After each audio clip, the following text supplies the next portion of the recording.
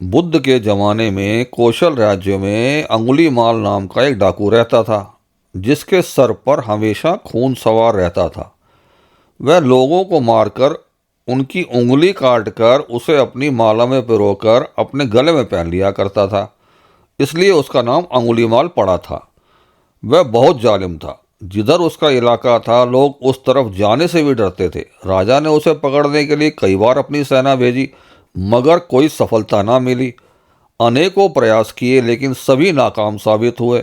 बुद्ध ने अपनी दिव्य दृष्टि से यह समझा कि अंगुलीमाल के मन में भी कहीं दया व करुणा की भावना सोई हुई है, बस उसे जगाने की आवश्यकता है। यह सोच बुद्ध उस ओर चल दिए जिस ओर अंगुलीमाल रहता था। लोगों ने बुद्ध को जाने से बहुत मना किया, लेकिन वो नहीं रुके। अंगुलीमाल बुद्ध को अपनी ओर आता देखकर अपनी तलवार लेकर दौड़ा, लेकिन बुद्ध अपनी स्वाभाविक गति से चलते रहे। उसने जोर कर चिल्लाकर कहा, रुको। बुद्ध रुक गए। जब अंगुलीमाल निकट आया तो उन्होंने कहा, मैं तो रुक गया, लेकिन तू कब रुकेगा? तू भी पाप कर्म करने से रुक। मैं इसलिए यहाँ आया हूँ कि तू भी सत्य पथ का अनुगामी बन जाए। तेरे अंदर का पुण्य मरा नहीं है। यदि तू इसे अवसर देगा तो यह तेरी काया पलट देगा। बुद्ध की वाणी बहुत ओजपूर्ण थी। सुनकर अंगुलीमाल के रोंगटे खड़े हो गए।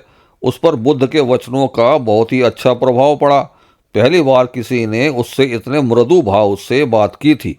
अंगुलीमाल ने कहा, आखिर आपने मुझे जीत ही लिया। आपकी दिव्य वाणी मुझे हमेशा के लिए पाप विरत होने के लिए कह रही है। मैं आपकी बात को स्वीकार करने को तैयार हूँ। उसने अंगुलियों की माला गले से उतार कर दूर फेंक दी और बुद्ध के चरणों में गिर पड़ा। वह उसी समय से भिक्षु हो गया।